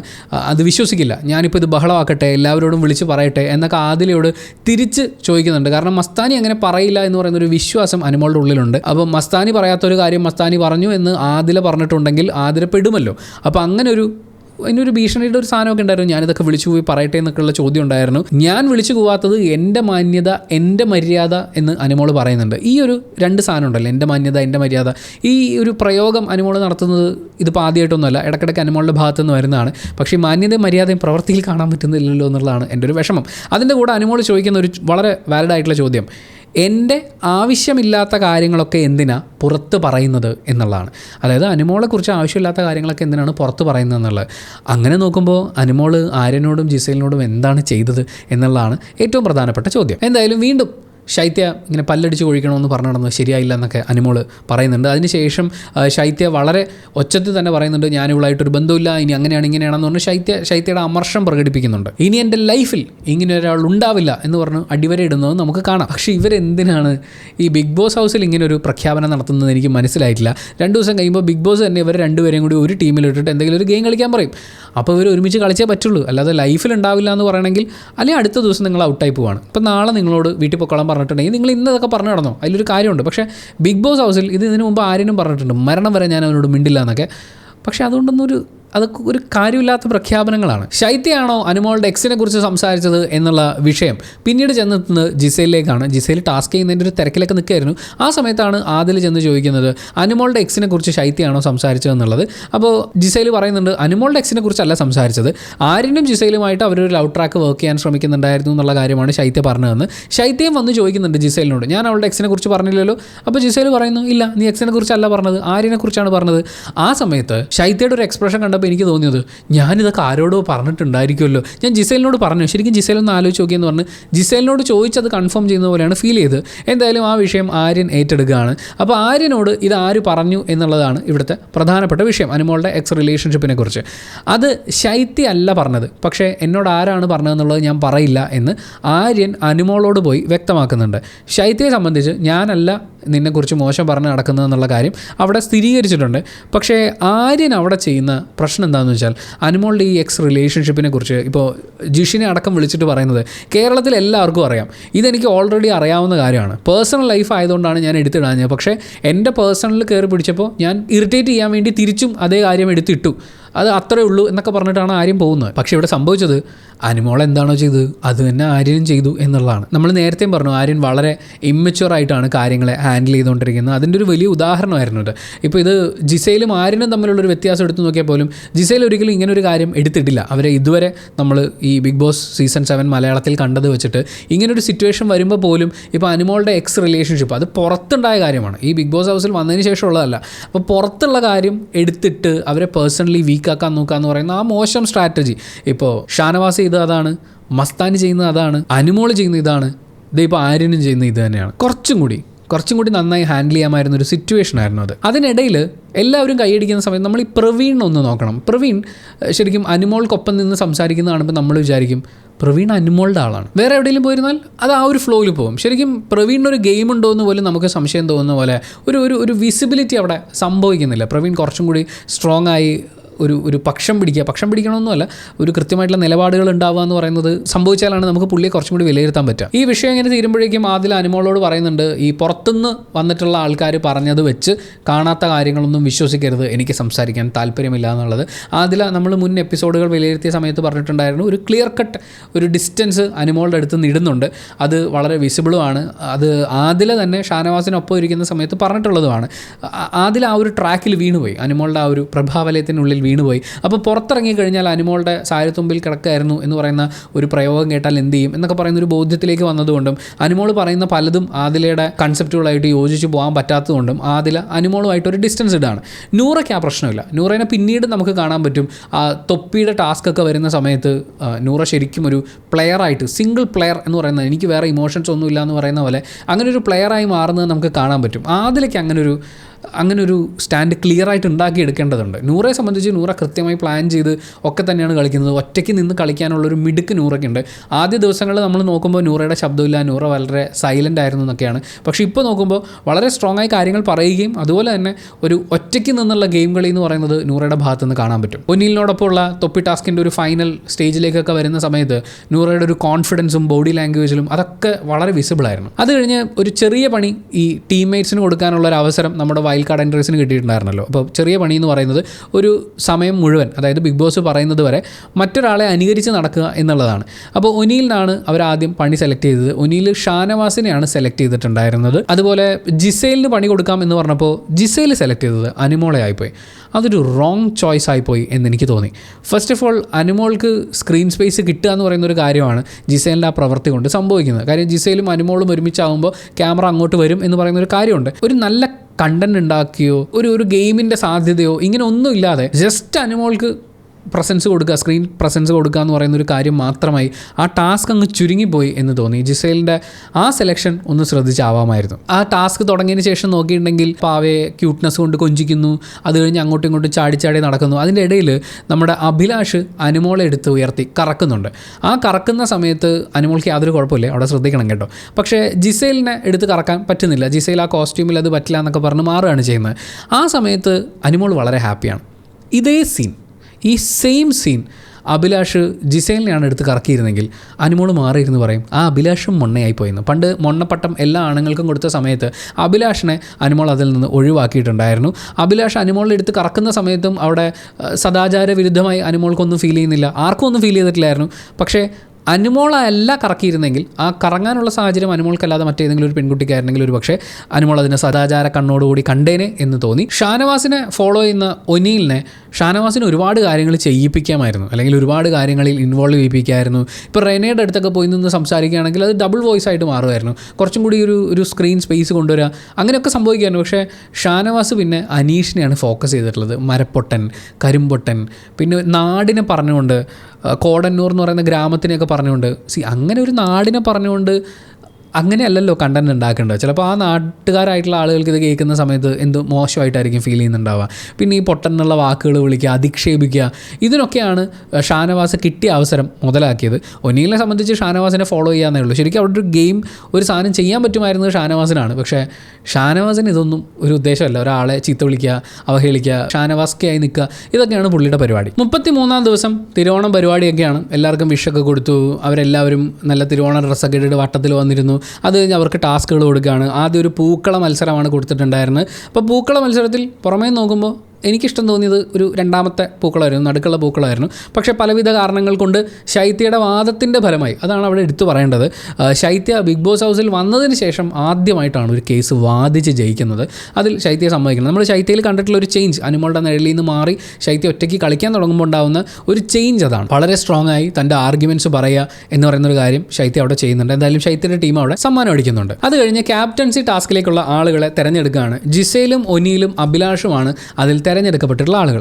അതിൽ അഭിലാഷിനെ നോക്കുകയാണെങ്കിൽ ബാക്കി 2 പേർക്കും 7 വോട്ട് വെച്ച് കിട്ടിയപ്പോൾ അഭിലാഷിന് കിട്ടിയത് 12 വോട്ടുകളാണ്. ആ എക്സ്ട്രാ വന്നു കയറിയ 5 വോട്ടുകൾ, അല്ലെങ്കിൽ ആ എക്സ്ട്രാ വരുന്ന വോട്ടുകൾ എന്ന് പറയുന്നത് വൈൽഡ് കാർഡ് എൻട്രീസിൻ്റെ കയ്യിൽ നിന്നാണ്. എല്ലാ വൈൽഡ് കാർഡ് എൻട്രീസും 2 പേരെ നോമിനേറ്റ് ചെയ്യുന്നതിൽ ഒരാളെ അഭിലാഷിനെ വെച്ചിട്ടാണ് ചെയ്തിട്ടുള്ളത്. അഭിലാഷിനെ വളയ്ക്കാൻ വേണ്ടിയിട്ടുള്ള ഒരു ശ്രമം, തങ്ങളുടെ കൂട്ടത്തിൽ ചേർത്ത് നിർത്താനുള്ള ഒരു ശ്രമമൊക്കെ അവരുടെ ഭാഗത്തു നിന്ന് ഉണ്ടാകുന്നുണ്ട്. വളരെ സ്ട്രോങ് ആയിട്ടുള്ള, വളരെ ലൗഡായി കാര്യങ്ങൾ പറയാൻ പറ്റുന്ന, എന്നാൽ ഒരു ഒതുക്കത്തിലും കാര്യങ്ങൾ കൈകാര്യം ചെയ്യാൻ അറിയാവുന്ന ഒരാൾ തന്നെയാണ് അഭിലാഷ് എന്ന് മനസ്സിലാക്കിയിട്ടാവണം അവരുടെ ആ ഒരു നീക്കം. പക്ഷേ മരുഭൂമിയിലേക്കാണ് മക്കളെ നിങ്ങൾ മണൽ കയറ്റി അയക്കുന്നതെന്ന് അഭിലാഷിൻ്റെ റെസ്പോൺസ് കണ്ടപ്പോൾ തോന്നി. അതൊരു ഗംഭീര പരിപാടിയാണ്. കുറച്ച് കഴിയുമ്പോൾ നമ്മൾ വിശദമായിട്ട് പറയാം. അത് കഴിഞ്ഞാണ് സദ്യ വരുന്നത്. എല്ലാവരും വട്ടത്തിലിരുന്ന് സദ്യ കഴിക്കുന്നു. അപ്പോൾ അക്കൂട്ടത്തിൽ നമ്മുടെ മസ്താനിക്ക് ഇരിക്കാൻ വലിയ ബുദ്ധിമുട്ടുണ്ട്. എനിക്ക് അവരുടെ കൂടെ ഒന്നും ഇരിക്കാൻ താല്പര്യമില്ല എന്ന് പറഞ്ഞ് മസ്താനി മാറിയിരിക്കുന്നത് നമ്മൾ കാണുന്നുണ്ട്. അതിനിടയിൽ ജിസേൽ ആര്യന് ഊണ് വാരി കൊടുക്കുന്ന രംഗമുണ്ട്. അതിനെക്കുറിച്ച് നമ്മൾ കുറച്ച് മുമ്പ് പറഞ്ഞു. അത് സ്ക്രീനിൽ കണ്ടപ്പോൾ ഇതൊക്കെ ഇവർ ഇൻറ്റേർണലി ആലോചിച്ചുണ്ടാക്കി, ഇതിൽ വേറെ ബന്ധങ്ങൾ ഉണ്ടാവും എന്നൊക്കെ ആലോചിച്ചുണ്ടാക്കും എന്നുള്ളത് ആ വിഷ്വൽ കണ്ടപ്പോൾ ഫീൽ ചെയ്തിട്ടുണ്ടായിരുന്നില്ല. അതിന് ശേഷമാണ് നമ്മൾ വീഡിയോയുടെ തുടക്കത്തിൽ പറഞ്ഞിട്ടുള്ള റെനയുടെയും ബിന്നിയുടെയും അമ്മായി വർത്താനം വരുന്നത്. ഇനി ഞാൻ ആ വാക്ക് അധികം ഉപയോഗിക്കാൻ ഉദ്ദേശിക്കുന്നില്ല. കുറ്റം പറച്ചിൽ വരുന്ന, വളരെ മോശം കുറ്റം പറച്ചിലുണ്ടാകുന്നത്. ശ്രദ്ധേയവും രസകരവുമായി തോന്നിയ ഒരു കോൺവെർസേഷൻ ജിസയിലും അനീഷും തമ്മിലുണ്ടാകുന്നതാണ്. കണ്ണാൻ തുമ്പി പോരാമോ, എന്നോട് ഇഷ്ടം കൂടാമോ എന്ന് ജിസയിൽ ചോദിക്കുമ്പോൾ കണ്ണാൻ തുമ്പി പോരൂല, നിന്നോട് ഇഷ്ടം കൂടൂല എന്ന് അനീഷ് പറയുകയും, ഇവിടെ നിന്ന് ഇറങ്ങിക്കഴിഞ്ഞാൽ ഒരു സൗഹൃദം ഉണ്ടാവണം, എനിക്ക് നിന്നോടൊരു സോഫ്റ്റ് ഫീലിംഗ് ഉണ്ട് എന്നൊക്കെ ജിസയിൽ പറയുന്ന സമയത്ത് അങ്ങനെ ഒന്നും എനിക്കില്ല, ഇവിടെ നിന്ന് ഇറങ്ങിയാൽ ഞാൻ എൻ്റെ വീട്ടിലേക്ക്, നീ നിൻ്റെ വീട്ടിലേക്ക് പോകും എന്നൊക്കെ പറഞ്ഞുകൊണ്ട് അനീഷ് അതിനെ ഡിഫെൻഡ് ചെയ്യുന്നുണ്ട്. എനിക്കത് കാണുമ്പോൾ ഫീൽ ചെയ്തത്, അയാൾ ഈ ഗെയിം തീരുന്നത് വരെ ഇങ്ങനെ പറയും. അത് അയാളുടെ സ്ട്രാറ്റജിയുടെ ഭാഗമാണ്.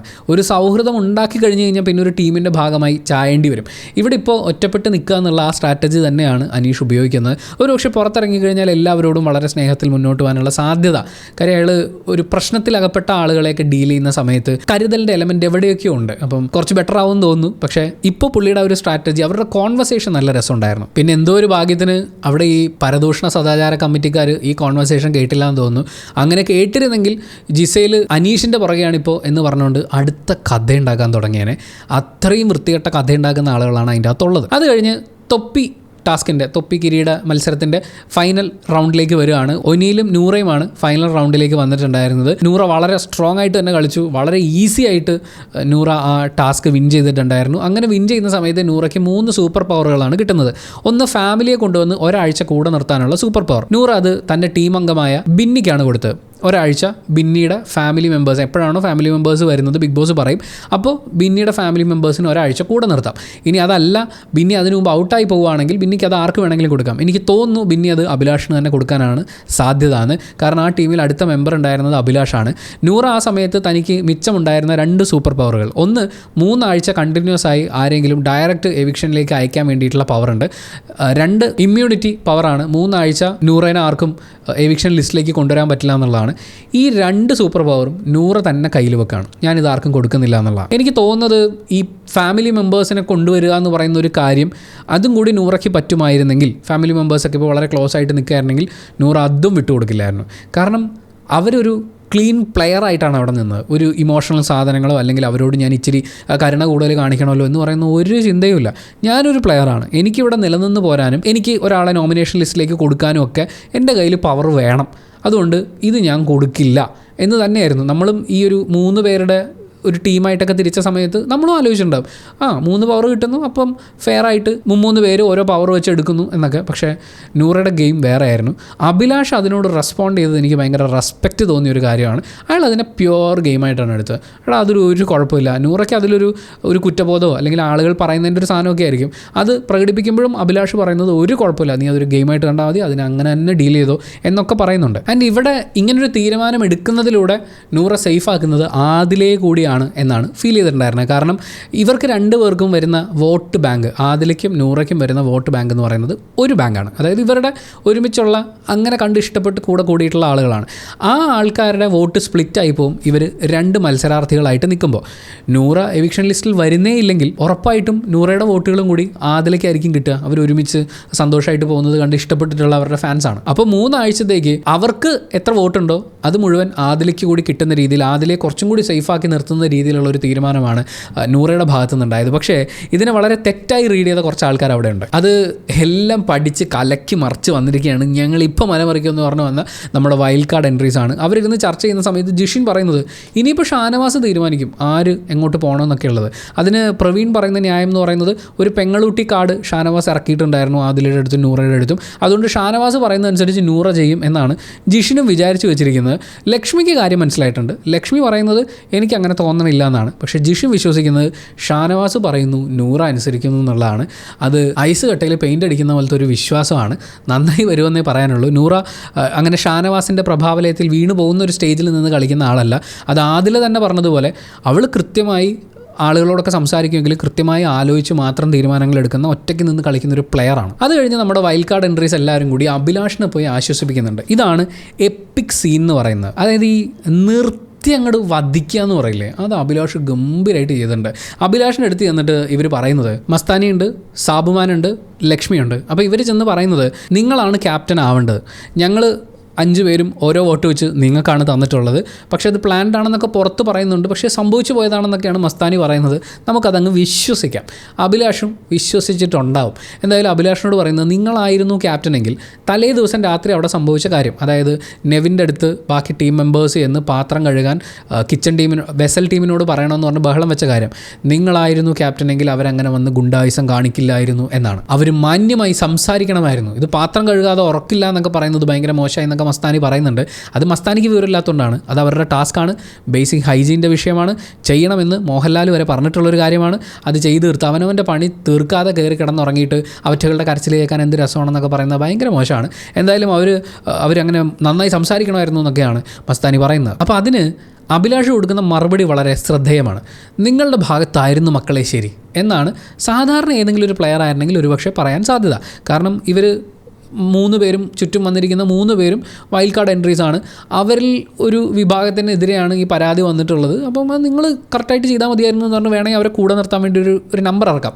പക്ഷേ അഭിലാഷ് ആ സമയത്ത് പറഞ്ഞത് അത് ക്യാപ്റ്റൻ ചെയ്യിക്കണമായിരുന്നു, അത് ക്യാപ്റ്റൻ്റെ തോൽവിയായിരുന്നു എന്നുള്ളതാണ്. പക്ഷേ നിങ്ങളൊന്ന് ആലോചിച്ച് നോക്കിയേ, ക്യാപ്റ്റൻ ചെയ്യിക്കണമായിരുന്നു, അത് ക്യാപ്റ്റൻ്റെ ഉത്തരവാദിത്വമാണെന്ന് പറയുമ്പോൾ ക്യാപ്റ്റൻ ആരെക്കൊണ്ടാണ് ചെയ്യിക്കുക?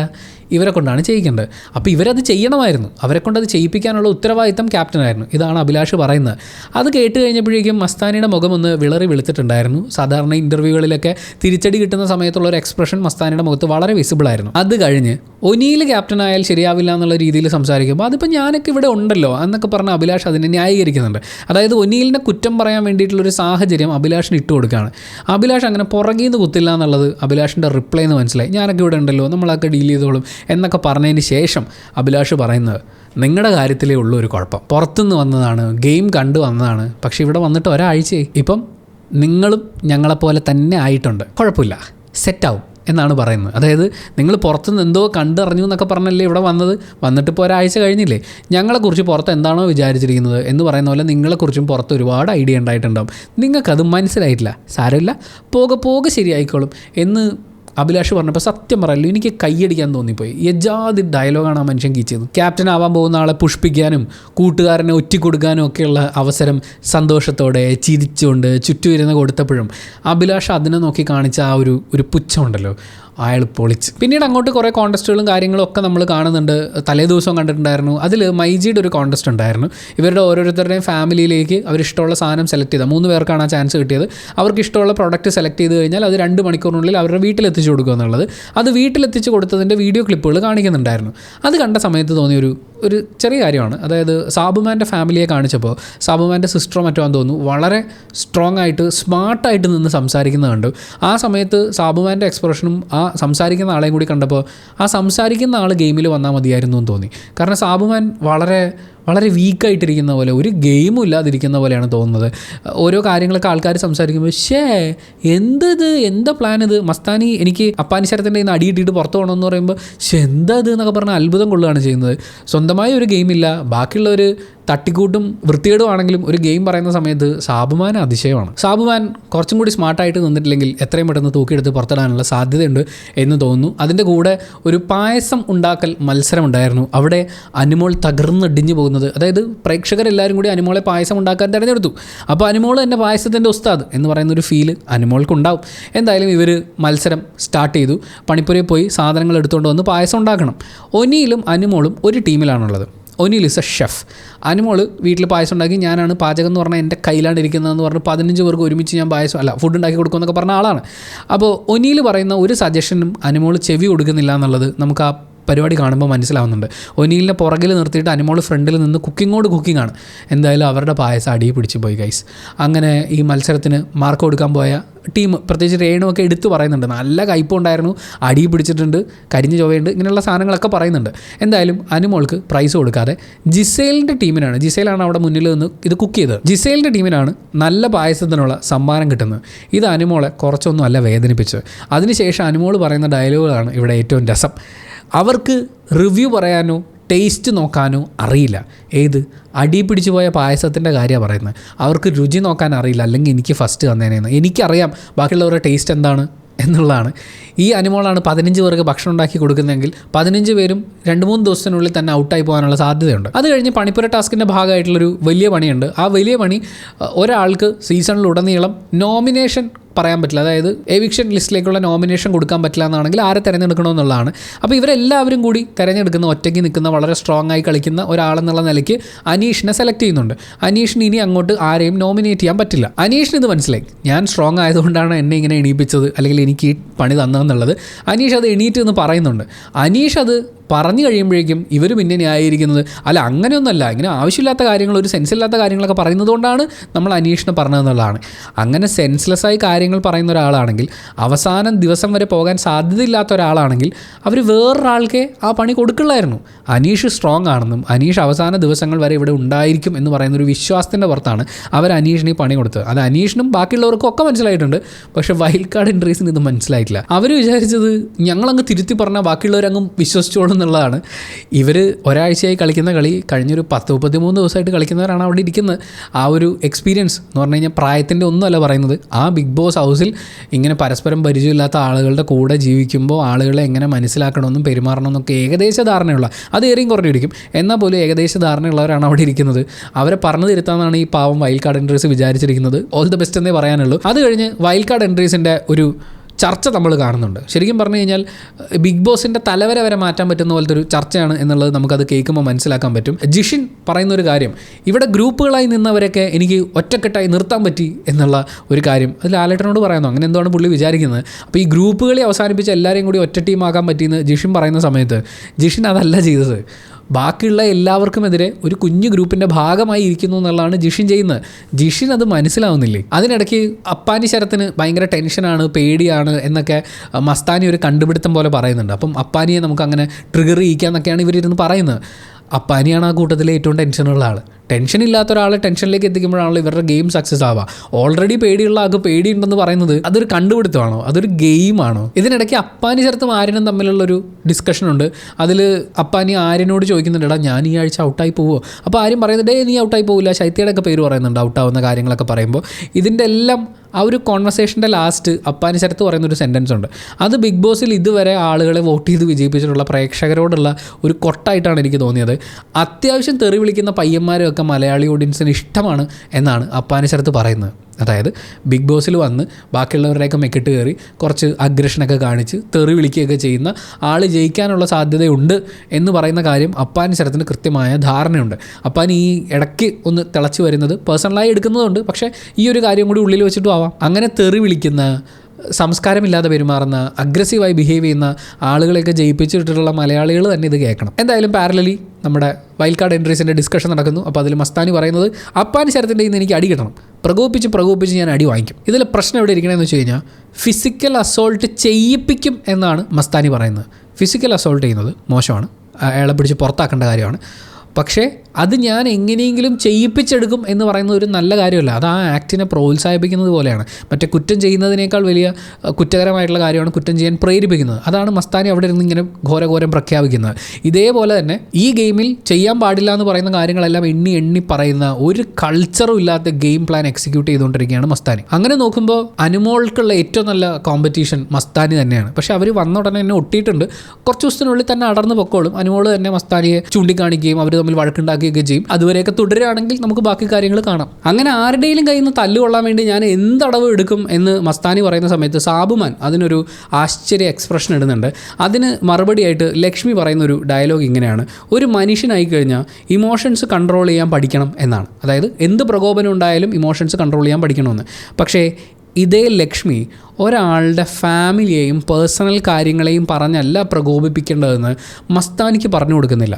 അതിനോട് ചേർത്ത് വെക്കേണ്ടത് കഴിഞ്ഞ ദിവസം അനീഷിൻ്റെ ഫാമിലി ഡിവോഴ്സ് കാര്യങ്ങളെക്കുറിച്ച് പറഞ്ഞപ്പോൾ ലക്ഷ്മി ജിഷിനെതിരെ നടത്തിയ ഒരു ഫൈറ്റ് ഉണ്ട്.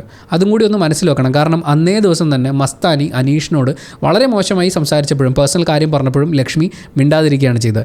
ജിഷിൻ പേഴ്സണൽ കാര്യം പറഞ്ഞപ്പോൾ ജിഷിനെതിരെ സംസാരിക്കാനാണ് ലക്ഷ്മി മുൻകൈ എടുത്തിട്ടുള്ളത്. ഇവിടെയും മസ്താനി എന്ത് സ്ട്രാറ്റജിയും എടുക്കും എന്ന് പറയുന്നൊരു കാര്യം പറയുമ്പോൾ ഫാമിലിയെ അല്ലെങ്കിൽ പേഴ്സണൽ കാര്യങ്ങളെ വലിച്ചിടരുത് എന്ന് പറയുന്ന കാര്യം ലക്ഷ്മി പറഞ്ഞിട്ടില്ല. അതായത് ഒരാൾ കളിക്കാവുന്നതിൻ്റെ ഏറ്റവും മോശം സ്ട്രാറ്റജി കളിച്ചുകൊണ്ടിരിക്കുകയാണ്, തൂക്കിയെടുത്ത് പുറത്തിടേണ്ട പരിപാടിയാണ്.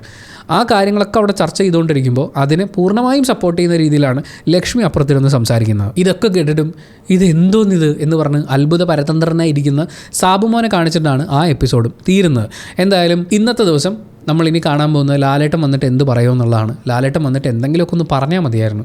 ഒരു 3-4 പുറത്തിട്ടിട്ട് പോയി ആദ്യം മനുഷ്യനാവ് എന്നിട്ട് കളിക്കാൻ പാ എന്ന് പറയുന്ന അത് തന്നെ ആ ഡയലോഗ് അല്ലേ, ആദ്യം മനുഷ്യനാവടാ എന്നിട്ടുണ്ടാക്ക് നിലയും വിലയും എന്ന് പറയുന്നത് പോലെ ലാലേട്ടൻ 4 പേരോട് പറഞ്ഞിരുന്നെങ്കിൽ അത് കേൾക്കാനൊരു സുഖം ഉണ്ടായിരുന്നു. അല്ലാതെ വീണ്ടും ഇത് ലാസ്റ്റ് വാണിംഗ് ആണ് എന്ന് 2ാമതും 3ാമതും ഒക്കെ ലാസ്റ്റ് വാണിംഗ് കൊടുക്കാനാണോ വരുന്നതെന്ന് അറിയില്ല. നല്ല മാറ്റങ്ങൾ ഉണ്ടാവട്ടെ, നല്ല സ്ട്രാറ്റജികൾ ഉണ്ടാവട്ടെ എന്ന് ആശംസിച്ചുകൊണ്ട് തിരുവോണ ദിവസം ഇത്രയും വൃത്തിയിട്ട കാര്യങ്ങളെല്ലാം കൂടി ഒരുമിച്ച് പറയേണ്ടതെന്ന് വിചാരിച്ചിട്ടാണ് ഇന്നലെ നമ്മൾ വീഡിയോ അപ്ലോഡ് ചെയ്യാതിരുന്നത്. ഇന്നിപ്പോൾ നമുക്കിനി വീക്കെൻഡ് എപ്പിസോഡ് കണ്ടതിന് ശേഷം അതിനെക്കുറിച്ച് വളരെ കൃത്യമായിട്ടുള്ള അപ്ഡേറ്റുകൾ ഉൾപ്പെടുത്തിക്കൊണ്ട് സംസാരിക്കാം. അപ്പോൾ thank you so much for watching this video. എല്ലാ വീഡിയോയിലും പറയുന്ന കാര്യം വീണ്ടും ഒരിക്കൽ കൂടി ഓർമ്മിപ്പിക്കുകയാണ്, ഇതൊരു ഗെയിമാണ്. ഗെയിം സ്ട്രാറ്റജി ആയിട്ട് ഇതിനെ കാണുക. ഇവരുടെ വ്യക്തിപരമായ സ്വഭാവം ഇങ്ങനെ തന്നെ ആയിരിക്കും എന്ന് വിശ്വസിക്കാതിരിക്കുക. സ്ട്രാറ്റജി ആവാനാണ് സാധ്യത. അപ്പോൾ അതിനെ സ്ട്രാറ്റജി ആയിട്ട് തന്നെ കാണുക. പിന്നെ ആളുകളെ ബുള്ളി ചെയ്യുക, അവരുടെ ഫാമിലി മാറ്റേഴ്സിനെയൊക്കെ വലിച്ചഴിച്ച് വീട്ടുകാർക്കും ബന്ധുക്കൾക്കും അവരുടെ പാസ്റ്റ് റിലേഷൻഷിപ്പിന് വരെ ബുദ്ധിമുട്ടുണ്ടാകുന്ന രീതിയിലുള്ള ട്രോളുകളും മീമുകളും സൈബർ ബുള്ളിങ്ങും ഒന്നും ഉണ്ടാവാതിരിക്കട്ടെ എന്ന് ഒരിക്കൽ കൂടി റിക്വസ്റ്റ് ചെയ്തുകൊണ്ട് thank you so much for watching this video. Video ഇഷ്ടപ്പെട്ടാൽ ലൈക്ക് ചെയ്യുക, കമൻറ്റ് ചെയ്യുക, ഷെയർ ചെയ്യുക, സബ്സ്ക്രൈബ് ചെയ്യുന്ന കാര്യം പരിഗണിക്കുക.